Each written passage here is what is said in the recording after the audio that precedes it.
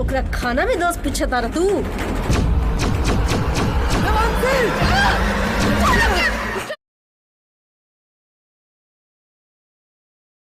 जब भगवान दिले तो छप्पर फाड़ के दे।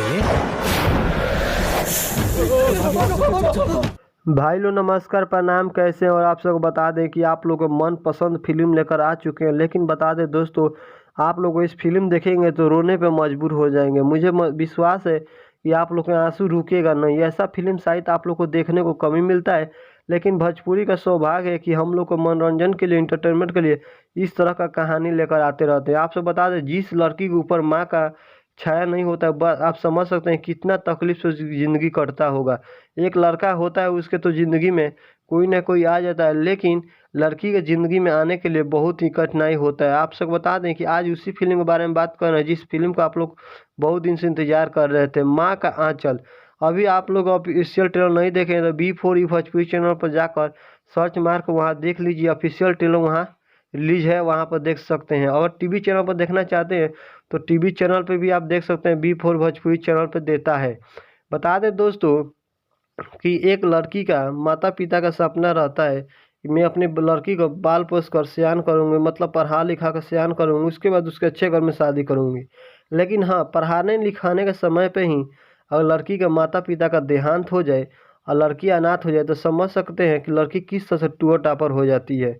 और उनकी सौतेली माँ हो बनती है जो, वो कितना परेशान करती है। आप लोग समझ सकते हैं, आप लोग बिहार के रहने वाले हैं और झारखंड यूपी के रहने वाले हैं।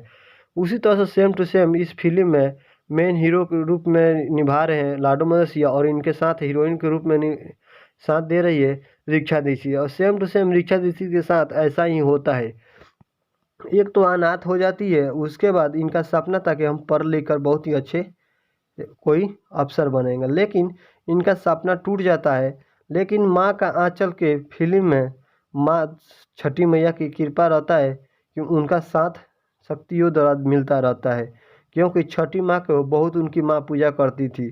बता दें दोस्तों कि उनकी सौतेली माँ थी, उनका भी 2 लड़के थे, एक लड़का एक लड़की थी, जिससे वो अपने बाल बच्चे को बहुत ज़्यादा प्यार करती थी, लेकिन अपनी सौतेली बेटी को रिचा दीदी को प्यार नहीं करती थी।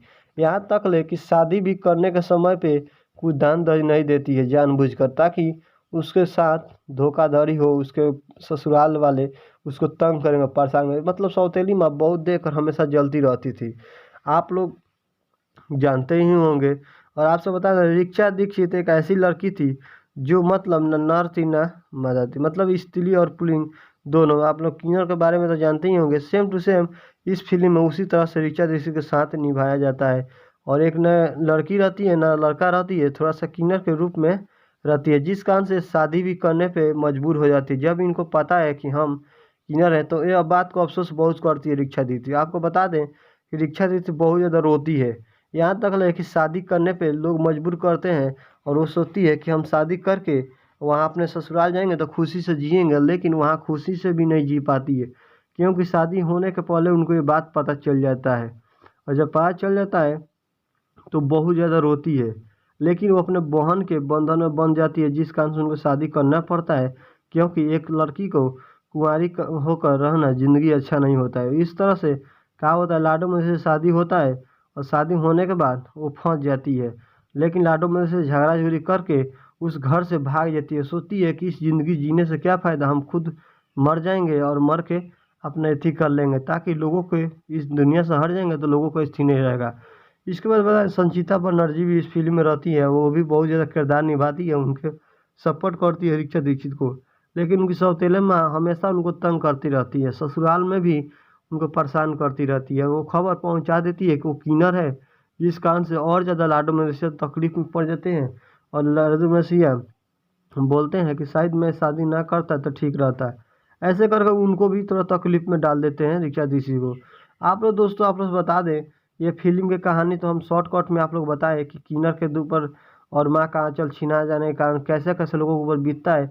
हम चाहते हैं दोस्तों इस फिल्म के माध्यम से कि आप लोग इसको सिनेमा हॉल में नहीं देख पाएँ, लेकिन टीवी चैनल पर ज़रूर देखिएगा।